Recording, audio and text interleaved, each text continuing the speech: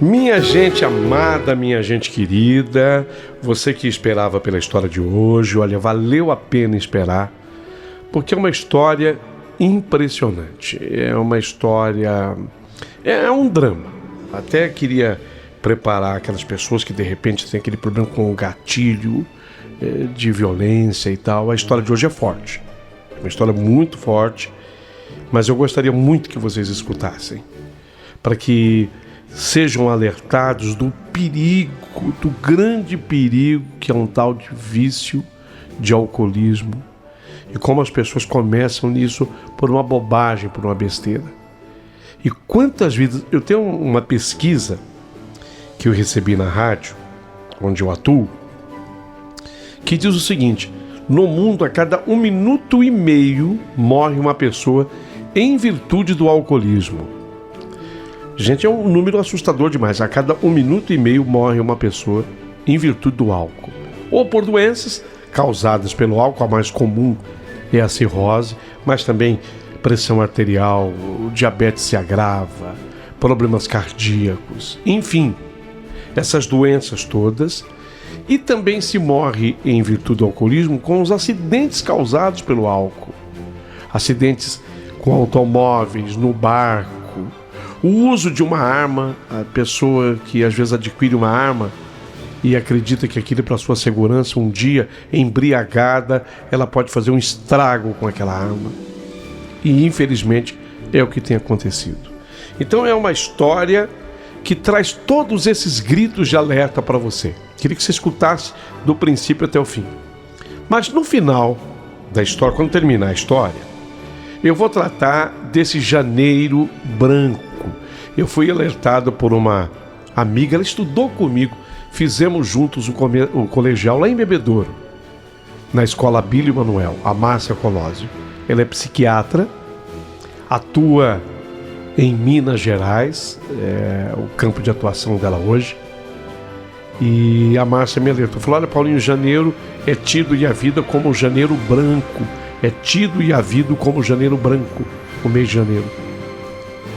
Chamando a atenção da população, o janeiro tem essa proposição para as coisas das doenças psíquicas, as doenças da mente. E o terrível é que a gente acaba tendo um certo preconceito contra as doenças da nossa mente, né? E o alcoolismo é uma doença da nossa mente, assim como é vício em droga e a terrível e temida depressão. Então quero tratar esse assunto com vocês após a história narrada, e vou colocar as palavras do padre Fábio de Mello, que dia desses eu trouxe aqui uma fala do padre Fábio de Mello, onde ele pediu um socorro, estando num show, porque ele estava vivendo de novo um momento de depressão. E ele aborda novamente o assunto, só que desta vez dando conta ao seu público, que é grande, a respeito do seu processo de tratamento, e ele vai vencendo. Mas de que forma que ele vai vencendo, né? Ele fala: a minha temeridade, no resumo, ele diz: a minha temeridade é que os remédios usados contra a depressão, como borracha, apaguem em mim a inspiração para a poesia. É realmente muito bonito o que ele fala. Então, após a história, fiquem aqui no canal, dentro desse vídeo, que você vai ouvir também esse comentário do padre Fábio de Mello. Perfeito? Então, não vai esquecer, janeiro que já está acabando, infelizmente, é o janeiro branco. Cuida da sua cabeça, cuida da sua cuca, porque tudo mora aqui no cérebro. A gente tem que cuidar com muito amor mesmo, tá? Cuidado ao abrir mão da carne vermelha. Eu estava lendo uma reportagem dia desses, que a carne vermelha é importante nessa coisa da preservação dos neurônios, da boa cabeça, do bom cérebro. Consulte o médico antes de tomar essa decisão de abdicar, de abrir mão totalmente da carne vermelha. veja se realmente é o correto a fazer. Perfeito? Isso posto, hoje eu não vou fazer nenhum outro tipo de pedido, porque eu já falei de coisas muito importantes. Então eu digo, prepara o seu coração para as coisas que eu vou contar, porque a história de hoje acabou de começar.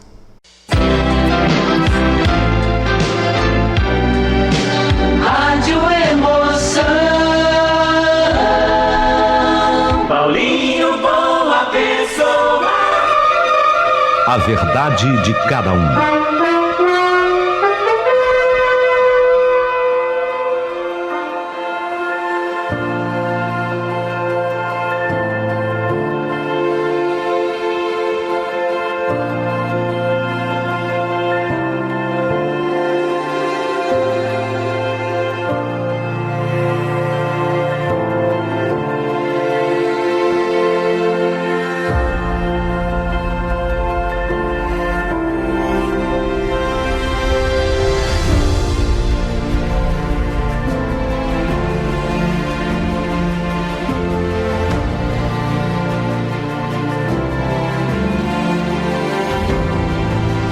Sabe, Paulinho Boa Pessoa, um aviso assim para aquelas pessoas que têm aquele problema emocional. A minha carta é forte. Fica então um aviso. É bastante forte. Na minha família, o eco da tragédia ressoou feito um trovão, Paulinho. E a causa, a maldita bebida alcoólica, que se tornou um monstro que devorou nossos sonhos e nossas esperanças. A bebida que num primeiro momento parecia apenas uma forma de diversão, se transformou em uma força destrutiva, aniquilando não apenas o meu irmão, mas toda a nossa estrutura familiar. Para que vocês tenham uma ideia, nós éramos 3 irmãos.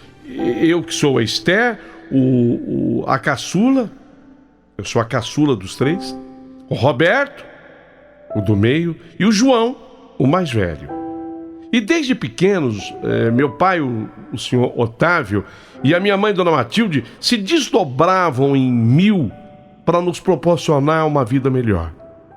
O meu pai, com as suas mãos calejadas de tanto trabalhar como pedreiro, carregava o peso de uma responsabilidade imensa. A minha mãe, sempre com um sorriso no rosto, mesmo após longas horas como empregada doméstica, tadinha, fazia o possível para que nunca faltasse nada. A minha mãe, um exemplo de mulher. Era uma luta diária e árdua, mas o amor que sentíamos um pelos outros sempre foi o nosso combustível, o retrato da família unida. Vida difícil. Assim, a vida do brasileiro. Vida dura, mas unida, família. Nossa família é tão unida. Esse samba, quando eu ouço, eu lembro dos bons momentos. Os dias passavam e nós lembrávamos e tentávamos corresponder às expectativas dos nossos pais. Eu, caçula, Roberto, éramos os chamados filhos obedientes. É assim, né, Paulinho? Aqueles que nunca deram trabalho, era a nossa marca, minha e do Roberto. Sempre estudamos com afinco, nos esforçamos para fazer nossos pais se orgulharem de nós, mas o João, e aí eu lembro de Rita Lee com Ovelha Negra. O João, ele era diferente. João, ele tinha um espírito livre demais para as amarras das responsabilidades e da disciplina. Sua rebeldia era como um grito de liberdade em meio ao peso das obrigações que nossos pais impunham. Não, eu não vou estudar coisa nenhuma. Tem um monte de gente aí que nunca estudou e está muito melhor do que quem estudou. Sabe aquelas desculpas? Comum a gente ouvir em família. Ele proclamava com a convicção de quem acreditava ter encontrado a verdade absoluta. Vou viver a vida do jeito que eu quiser, caramba, o que importa é ser feliz. Quando eu me tornar maior, eu vou me mandar daqui. Essas palavras ecoavam pela minha casa como um aviso sombrio daquilo que estava por vir. rebelde. O João era rebelde, ele era esse. Aos 17 anos, o João começou a experimentar o sabor enganoso da liberdade nas festas e bailes com os amigos. No começo, algumas cervejas, risadas, jovens sonhadores, mas a bebida foi tomando conta dele como uma sombra insidiosa. Ele voltava para casa com os olhos turvos, o hálito horroroso. Paulinho, não posso sentir. Hoje, para você ter uma ideia, se uma pessoa que bebeu, não bebeu muito não, eu digo assim, bebeu um copo de cerveja, se ela conversar comigo, eu me sinto mal, sabe? Disparo, meu coração dispara, meu coração acelera diante de tudo que eu vivi, tá? Você tem uma ideia. Meu coração se apertava ao ver o meu pai tentando chamar a atenção do João. Você precisa parar, isso está estragando a tua vida. Está estragando a sua saúde. Vieram me falar que você bebeu tanto que caiu, João. Que vergonha é essa? Mas o João não queria saber. Não ouvia. As palavras do nosso pai eram apenas ruídos distantes na mente dele, embriagada já pela rebeldia e agora pelo alcoolismo. As brigas tornaram-se frequentes, xingamentos voavam entre eles como flechas envenenadas. E já com voz embargada, o João falava: eu bebo com meu... Ó, aqui, escuta. Eu bebo, mas com meu dinheiro. Eu trabalho... E isso ele era, trabalhador. Isso ele era, trabalhador. Eu bebo com meu dinheiro. Quem paga sou eu, tá? Então, aqui, ninguém tem nada a ver com isso, não. Aqui, não. E gritava com raiva. Bom, mas aí veio o dia fatídico que mudaria tudo. João tinha acabado de perder o emprego dele. Ele é trabalhador. Mas por que ele perdeu o emprego se ele era trabalhador? A bebida. Trabalhador ele era. Ele era extremamente trabalhador. Trabalhador ele era mesmo. Mas você sabe como é que é bebida, né, Paulinho? Um dia você amanhece mal, tenta ir trabalhar, ele tentava, mas não dava, o estado de saúde não dava, voltava, perdia o horário, perdia a manhã. Gostado que ele era tão amado no trabalho que o patrão até permitia que ele entrasse no meio período, porque ele era importante. Aquele trabalho duro que nossos pais tanto sonhavam, nossos pais sonhavam, na verdade, que ele mantivesse, foi perdido. Ele voltou aquele dia mais cedo, aborrecido. Então ele que chegava em casa por volta de 18, 19 horas, naquele dia ele voltou 10 da manhã. E ali na hora do almoço, a mamãe já com o almoço pronto, ele decidiu ir ao bar próximo, para escapar da pressão do dia a dia. E aquele dia, porque ele tinha perdido o emprego, porque quem bebe é assim, é porque eu consegui um emprego e eu bebo, porque se perdeu então, meu Deus do céu. Então naquele dia, para ele poder suportar a dor de ter perdido o emprego, ele bebeu.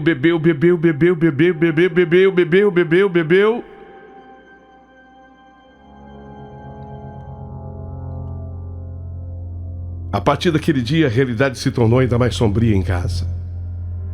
Ele voltou trançando as pernas. O clima de tensão era terrível. Cada olhar trocado entre nós carregava um mundo de preocupação silenciosa, mas todos estávamos preocupados com o João. A partir daquele dia, a vida de nossa família foi se desmoronando como um castelo de cartas.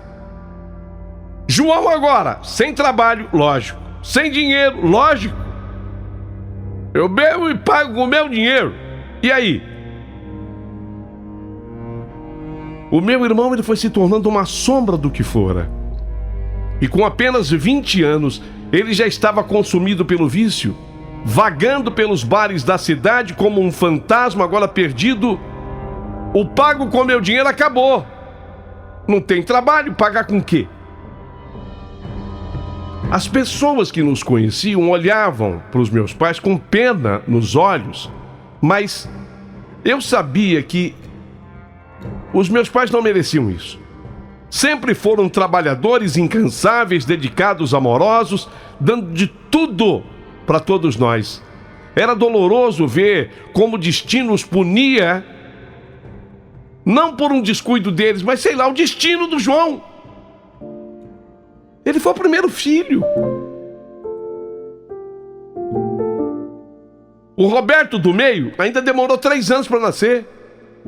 Eu demorei mais 4 para nascer, quer dizer, ele curtiu o xodozinho, porque ele era o primeiro. Mas o João estava perdido na bebida. Minha mãe, uma mulher forte e carinhosa, passou incontáveis noites em claro. Ela se sentava na sala escura esperando ansiosamente pelo retorno do João, que sempre chegava nas primeiras horas da madrugada. Agora ele não tinha dinheiro. Quem dava o dinheiro para ele beber? Teresa, os caras pagaram para mim. Os caras pagaram para mim. Chegava embriagado, desorientado. Era comum encontrá-lo caído em calçadas, ali no nosso bairro. Ele adormecia num banco de jardim que havia perto, sua dignidade despedaçada pela bebida e da família inteira, porque não era só ele que sofria, não, a família inteira, eu me lembro de estar fazendo assim o colegial, e o pessoal às vezes perguntava para mim: você, assim meio com um sorriso, você é irmã do João? Você não é? Às vezes a pessoa vinha confirmar, já tinha fofocado com a outra. Aí ele me chamava e falava: vem cá, você não é irmã do João? Não falei? Esse não falei é óbvio que não era coisa boa. Olha, tentamos de tudo para resgatar o João do abismo em que ele se encontrava. Meus pais não desistiram, não. Tratamentos médicos, simpatias, internações em clínicas especializadas, igrejas, até mesmo consultas com forças espirituais, era a nossa parte da busca desesperada por ajuda. Pena que não havia ainda naquela época esse produto que você anuncia no rádio, Paulinho, o Drinkless, esse não existia. Mas igrejas, tentamos tudo. Ele conseguia permanecer sóbrio por alguns dias, mas o vício sempre parecia ser mais forte, atraindo-o de volta para a escuridão. Agora quem bebe vai piorando. Quem bebe vai piorando, ainda mais a pessoa que tem a tendência alcoólatra. A situação se deteriorou e a um tal ponto que o João começou... Sabe aquela coisa, eu bebo com meu dinheiro? Ele começou a roubar dinheiro de todos nós em casa para poder beber. O bebo com meu dinheiro mudou agora, entendeu? Não era o dinheiro dele, mas o nosso. O olhar do meu pai se tornava cada vez mais triste e envergonhado. Papai evitava sair à rua, coitado, porque ele temia o olhar dos vizinhos, eu mesma. Eu já falei lá na escola. O papai evitava o olhar dos vizinhos, dos conhecidos que testemunhavam o estado deplorável do filho. A bebida estava transformando o João num corpo sem vida. Seu físico definhava a olhos vistos.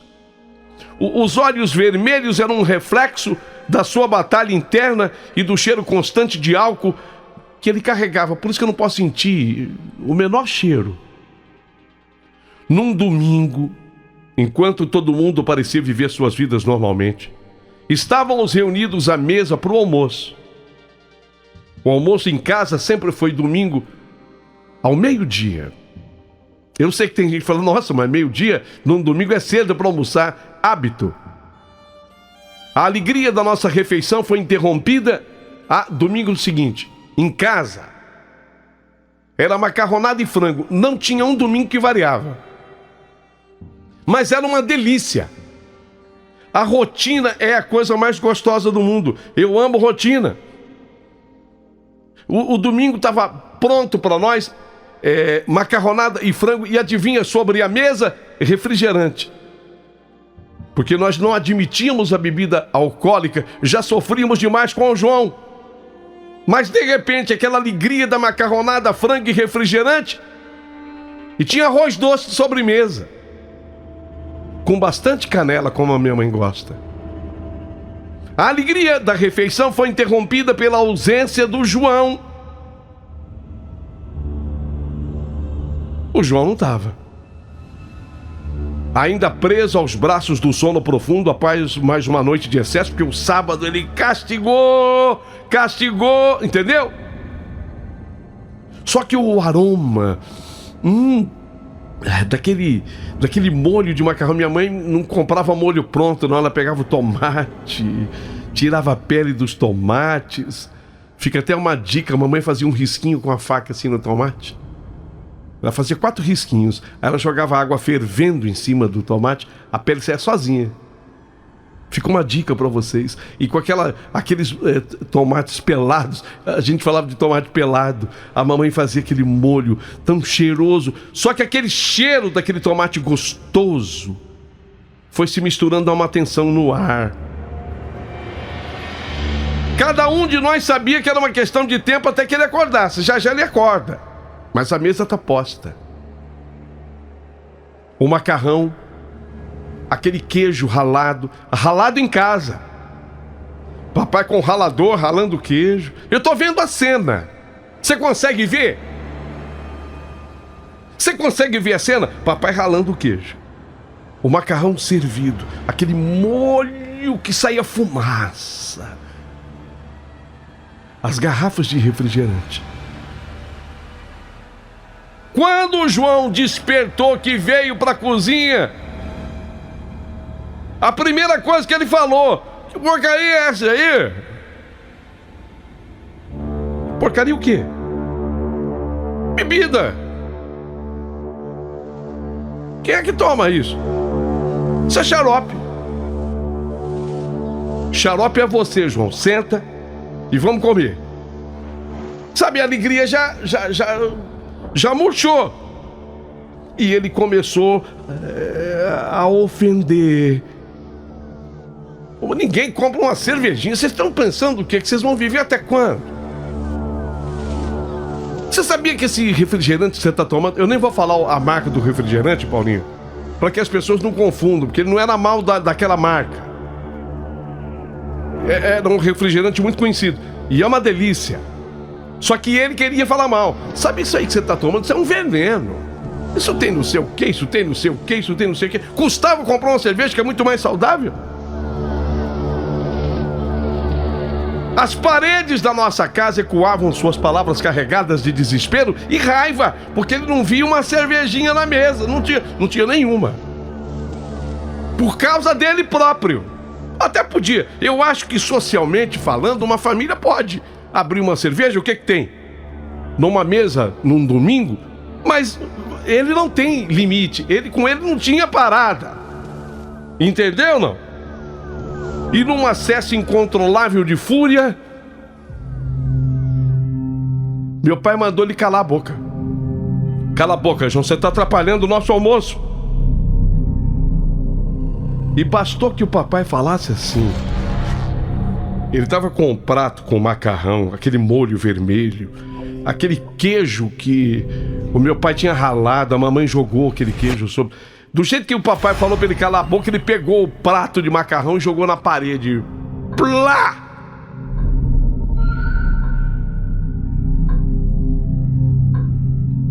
E aí não parou de jogar mais coisa, não. Sabe quando a pessoa cresce na parada, jogou o prato, eu vou jogar o restante. E nesse momento crucial, eu me vi paralisada pela dor e pela impotência. O amor que eu sentia pelo meu irmão lutava contra a raiva, pelo caminho autodestrutivo que ele havia escolhido.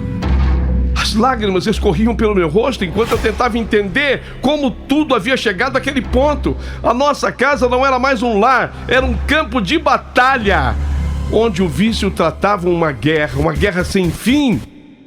Eu observava a cena diante dos meus olhos. Um turbilhão de emoções me consumindo.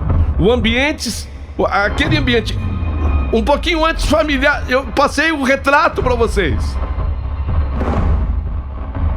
No avental da mamãe, coitada. A mamãe tava com o avental, ainda suja um pouquinho com o molho. Tava escrito assim: nosso lar. No avental da mamãe, nosso lar. Era um lar, mas agora se transformou em outra coisa. O olhar do meu pai, outrora firme e protetor, agora estava tomado pela raiva e pela desolação. Porque foi feio, ele jogou aquele prato na parede, e você imagina macarrão com molho. E a parede era clara. Papai, eu entendo meu pai, porque ele queria manter a autoridade. Você sabe que todo homem é assim. Aqui não se trata de ser contra ou a favor, eu tenho que descrever as coisas como elas aconteceram, tá? Mas o homem, ele quer... Ainda mais meu pai, ele era o líder, entendeu não? Meu pai era o líder da família. Sabe aquele leão? Vocês já viram um filme que mostra o leão? Não tem um leão que a gente chama de alfa? O papai era o alfa, era o leão. Ele tinha que se impor ali. E para manter a autoridade, mais palavras pesadas saíram da sua boca e pareciam ecoar num vazio sem fim. A tensão no ar era terrível. João, tomado por uma fúria cega, transformou-se em uma sombra do irmão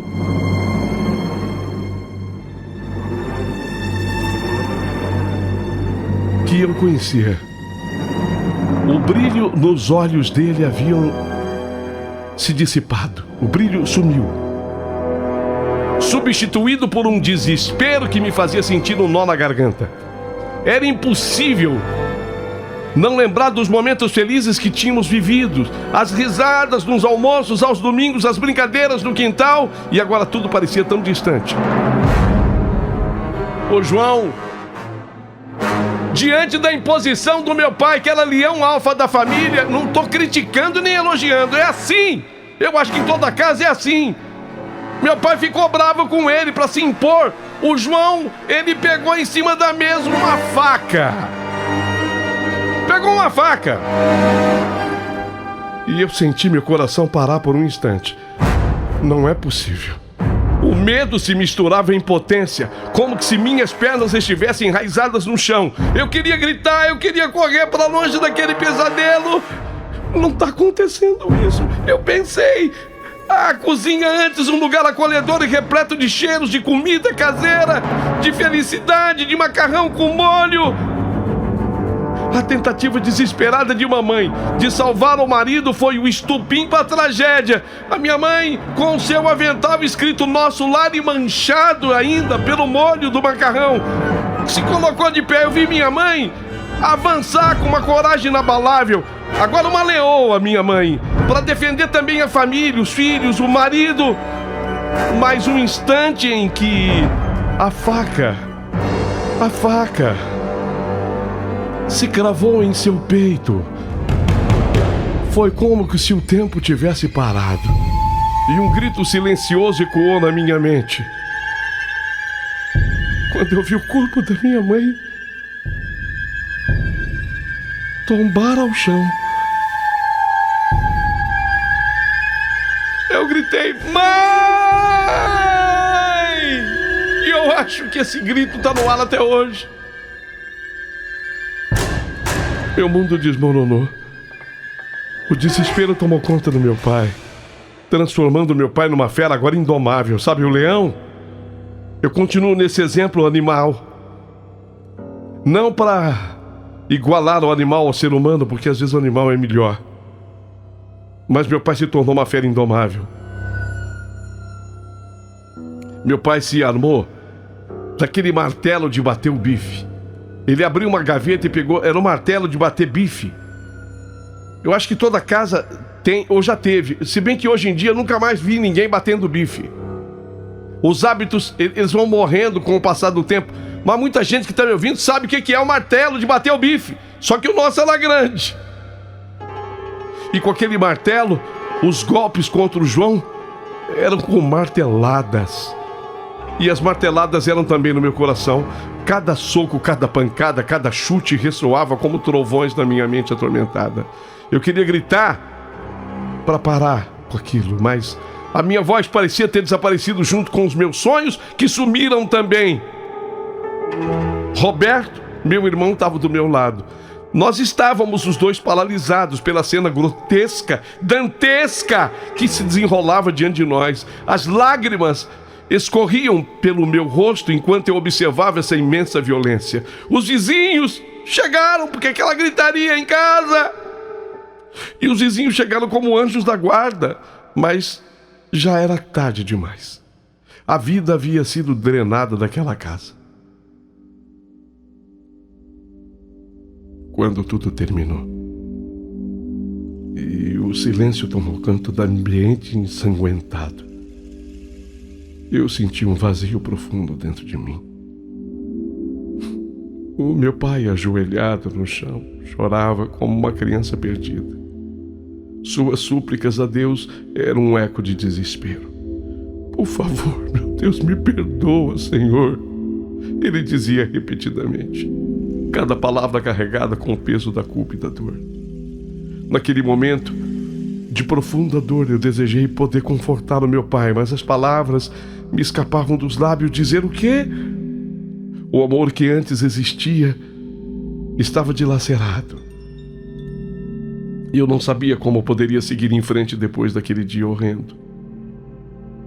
A imagem da minha mãe caída no chão.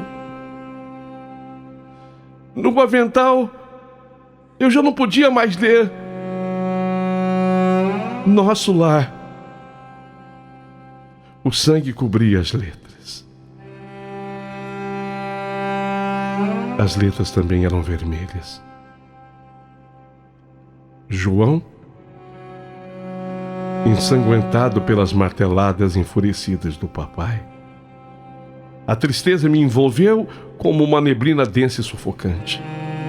Eu queria gritar para o mundo inteiro me ouvir, mas a minha dor me fazia emudecer. As paredes pareciam sussurrar histórias de alegria que existiram ali um dia. Com o coração pesado e os olhos marejados de lágrimas, eu compreendia que a vida nunca mais seria a mesma. Aquele dia havia mudado tudo de maneira irrevogável. O futuro parecia incerto, sombrio. Um labirinto sem saída onde a luz parecia ter apagado para sempre. A polícia foi chamada, chegou.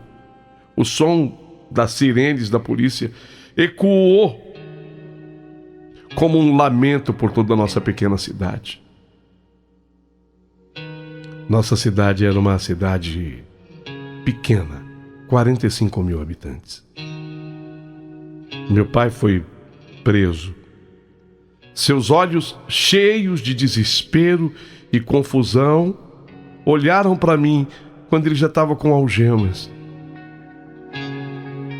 Enquanto a verdade se desenrolava diante de mim, numa sequência devastadora. O flagrante o condenou, eu digo com relação ao papai, antes mesmo que ele pudesse articular qualquer defesa.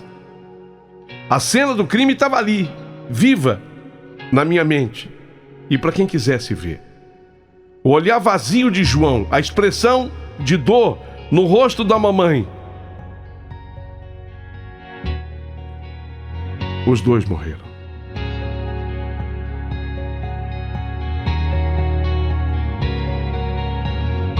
Os dois morreram. A minha mãe e o meu irmão foram sepultados juntos. Como que se a morte quisesse unir suas almas num descanso eterno. O velório foi um mar de rostos conhecidos da pequena cidade. Olha, eu acho que dos 45 mil habitantes, sei lá. Eu não tinha noção de quantas pessoas, mas a gente que entrava, saía, fez fila. Eu sei que a maioria estava ali pela curiosidade. Sabe como é que é? A cidade pequena, aquilo correu. Como é que foi? O filho quis matar a mãe, o pai para defender.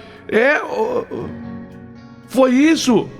Então as pessoas iam lá para esclarecer. Então, em cada roda que você via, daquela fila imensa de gente, eles comentavam como é que tinha acontecido.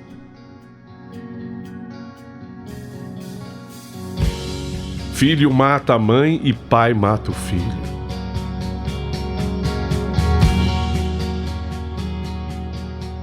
No julgamento. Eu estou adiantando o tempo, Paulinho, porque senão a minha carta tomaria conta do teu horário inteiro no rádio. No julgamento, havido 3 anos depois, papai foi absolvido. Uma reviravolta que ninguém esperava. Muitas pessoas, inclusive vizinhos, testemunharam em seu favor, recordando o sofrimento que ele enfrentava com João. Fora o meu testemunho e o testemunho do Roberto, meu irmão. João, que era o filho que ele amava tanto, foi o primeiro dele. Mas essa liberdade não trouxe alívio para ele, ao contrário. Parecia apenas aumentar o fardo do papai. A cada dia que passava, eu via meu pai se deteriorar, sua saúde se esvaindo como areia entre os dedos. Ele não comia, não falava, apenas existia, mas num estado de profunda tristeza. Em 2 meses, pós-julgamento, meu pai sofreu um derrame cerebral, AVC. Não resistiu. 2 meses após ser absolvido, ele estava em casa. Meu pai morreu também. Veja, não há quem tire da minha cabeça que da tragédia 3 mortes, porque foi consequência. Era mais um membro da nossa família que deixava este mundo em virtude daquela tragédia. Eu e o meu irmão Roberto nos tornamos 2 crianças perdidas. Não éramos assim, mais tão infantis. Mas sabe quando você vê o teu lado criança, aflorado ainda? Não há quem aprenda a lidar com essa dor. Avassaladora demais. Vendemos aquela nossa casa.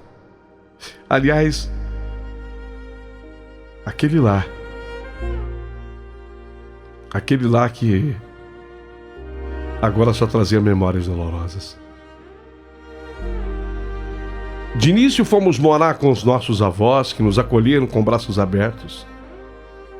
Mas a sombra do passado jamais iria nos abandonar. Avança o tempo, Paulinho. Coloca aquele relógio que diz exatamente que o tempo está avançando.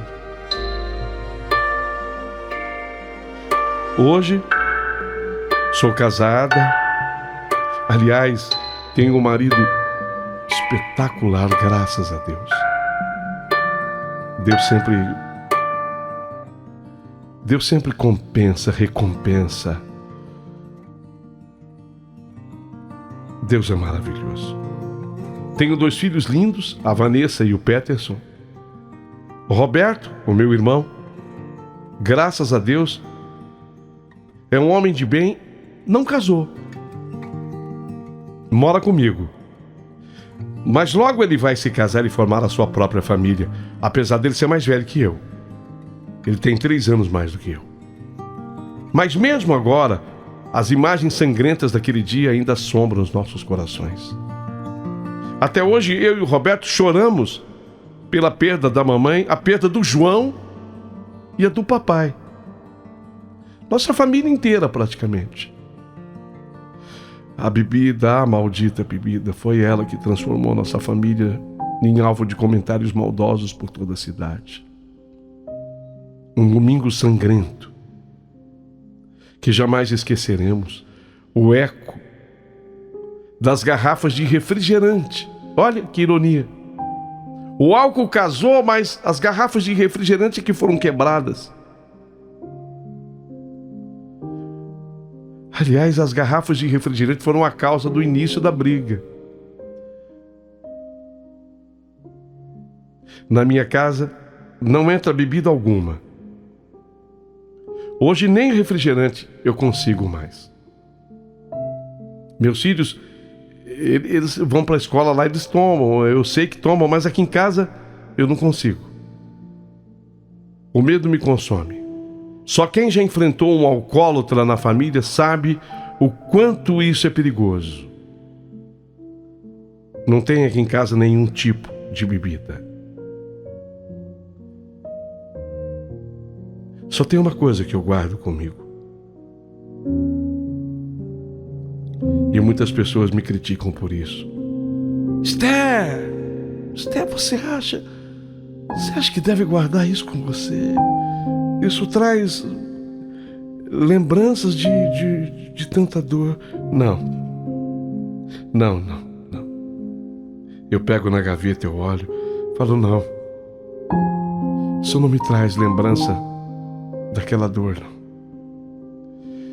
Isso me traz lembrança de que um dia eu tive uma família, um lar. Eu fiquei com o avental da minha mãe.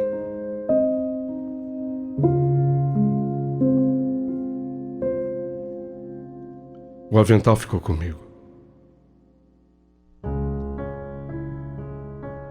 Não, eu não remendei o rasgo causado pela faca. Eu não lavei, tá limpo. E por incrível que pareça, não tem cheiro de morte, tem cheiro de lar. Ainda está escrito, nosso lar. Por coincidência ou não, é título de um livro espírita. Eu não sei se quem bordou, não foi a minha mãe, mas eu não sei se quem bordou quis citar o livro ou se foi uma coincidência. Se bem que nosso lar, eu recordo o nosso lar. Guardei comigo o avental. É uma lembrança que eu faço questão e prezo com todo amor, com todo carinho. Vou seguindo a minha vida e quando eu escrevo tudo que eu escrevi, foi em sintonia com o Roberto, meu irmão. Ele comunga da mesma opinião que eu. Ele também ouve as histórias que você conta pelo YouTube e ele me incentivou, falou, põe sim, Esther. Coloca tudo na história. Vai ser uma maneira da gente também desabafar. Porque por mais que o tempo passe, a gente se sente sufocado ainda com tudo isso. Ganhei Martins, sobrenome do meu marido, tá? Esther Martins.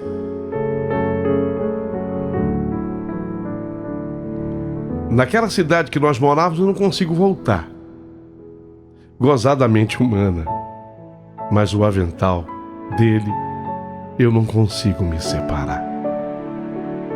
Vou ficar aguardando os comentários de todos vocês a partir de agora.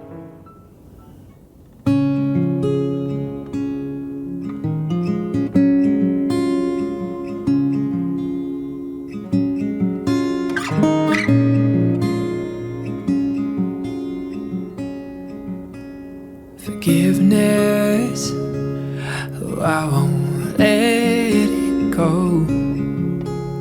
Help my eyes see grace poured out from heaven's throne.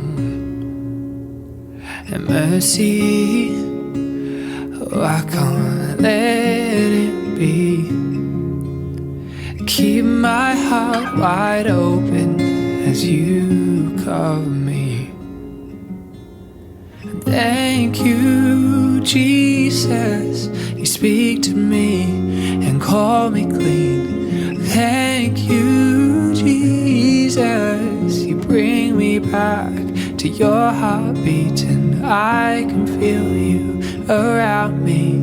And heaven is not far from here at all. Sim, eu falei pra vocês que a história era realmente forte, né? E é. Que história, né? Quero que você reflita, quero que você mande o teu comentário e a tua opinião a partir de agora. Bom, agora, aquilo que eu havia prometido lá no comecinho do vídeo, que abordaríamos o assunto depressão, saúde mental, a inspiração que veio da minha colega Márcia Colósio, com quem eu tive a honra de estudar, ela hoje uma grande psiquiatra, atua nas Minas Gerais, e ela tocou nesse assunto. Janeiro Branco é um mês, está acabando infelizmente, né? Está terminando, mas você vai lutar. Você vai lutar nesse Janeiro Branco exatamente pela tua saúde mental, para melhorá-la. E tenho certeza que você vai conseguir. Dedique-se a isso, ok? Isso posto, vou falar do meu querido Padre Fábio de Mello. Não, eu não o conheço pessoalmente, tá? Eu digo querido porque eu admiro muito o trabalho que ele faz, admiro as suas pregações, gosto do Padre Fábio de Mello como artista que ele é. E tanto ele é que ele admite aqui nessa fala que quando ele realiza o tratamento dele contra a depressão, e ele admite que tem. Aliás, ele havia pedido socorro num show, pedindo às pessoas que estavam assistindo ao show que rezassem por ele e pelos padres que o apoiam nesse sentido. Então ele admite nessa fala que ele usa sim medicamento contra a depressão, mas ele teme muito que esse medicamento possa matar nele a inspiração do artista que ele é, a inspiração da poesia. Padre Fábio de Mello demonstra que a luta contra a depressão é o dia a dia. Sabe, não é aquela doença assim que você toma um remédio hoje, amanhã está tudo resolvido. Não. Até estava vendo um taxista do Rio de Janeiro. Ele foi conversar com a Patrícia Poeta no dia de hoje. Quando eu digo hoje, eu estou falando do dia 30 de janeiro. E esse taxista, ele viralizou um vídeo onde ele chorando acorda pela manhã dizendo: eu não vou desistir, eu vou lutar contra a depressão. E hoje ele se tornou um triatleta. Faz aquele triatlo, né? Que é bicicleta, corrida e natação. E tem disputado algumas provas. E assim ele vai levando de vencida a depressão. Mas é no dia a dia, é todo dia um pouquinho. E essa coisa do corpo, do exercitar, do fazer, ou do simples caminhar, ajuda muito quem sofre desse mal chamado depressão.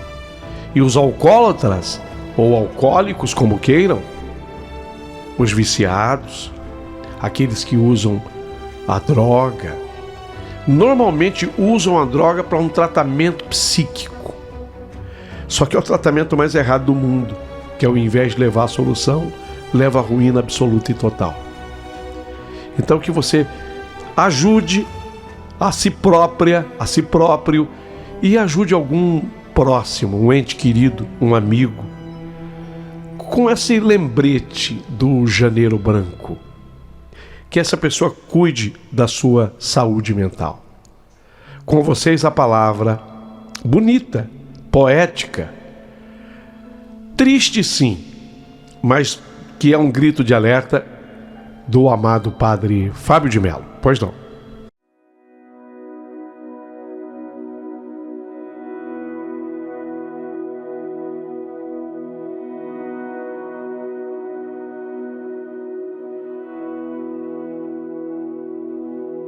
Awaken my love,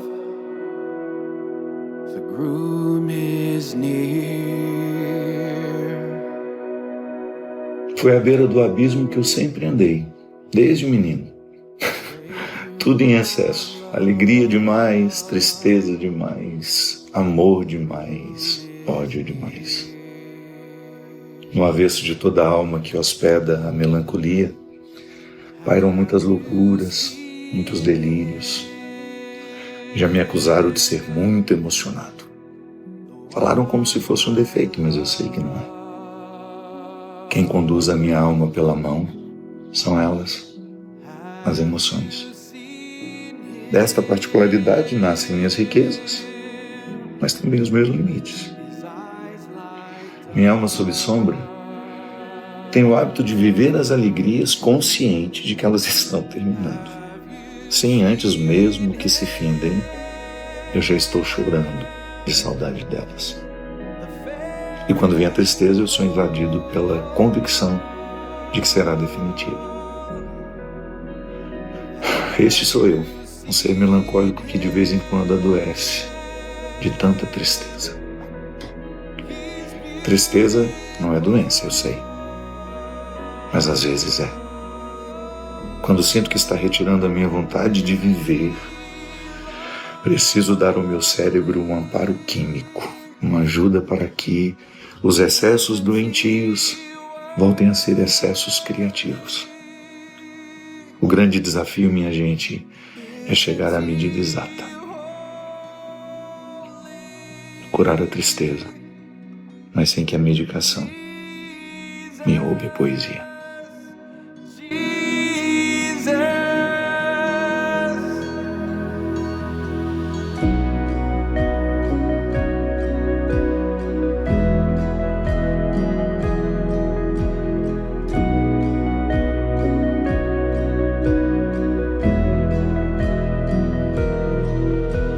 Awaken my love, the groom is near.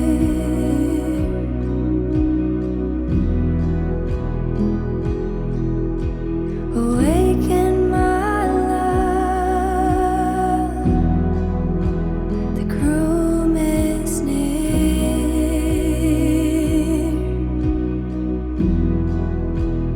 Have you seen him? The one I desire.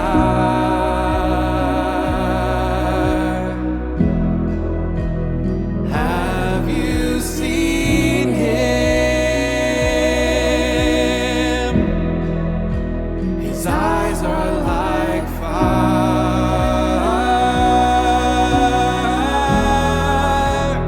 Have you seen him?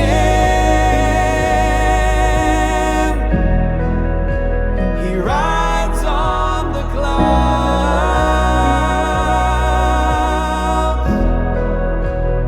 Have you seen him?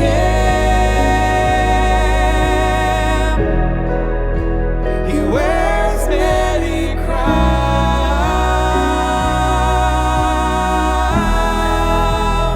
Isn't he lovely? Isn't he worthy?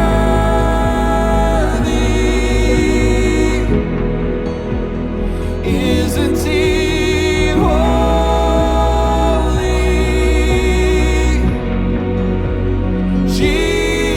Jesus, Jesus,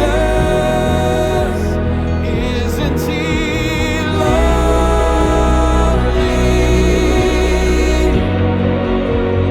Isn't he worthy?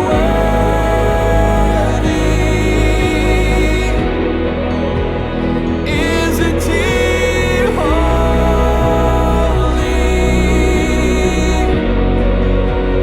Jesus,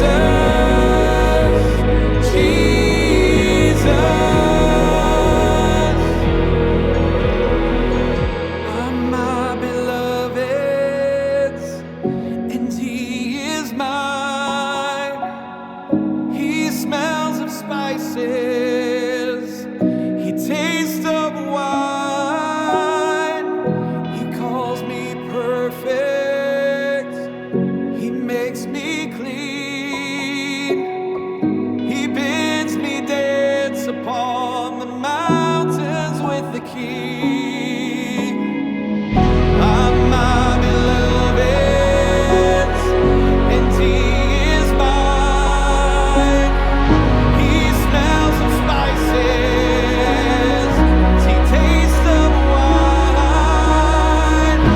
He calls me perfect, he makes me clean. He bids me dance upon the mountains with the King.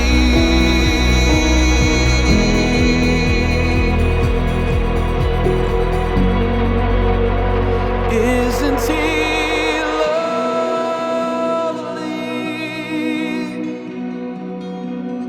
Isn't he worthy?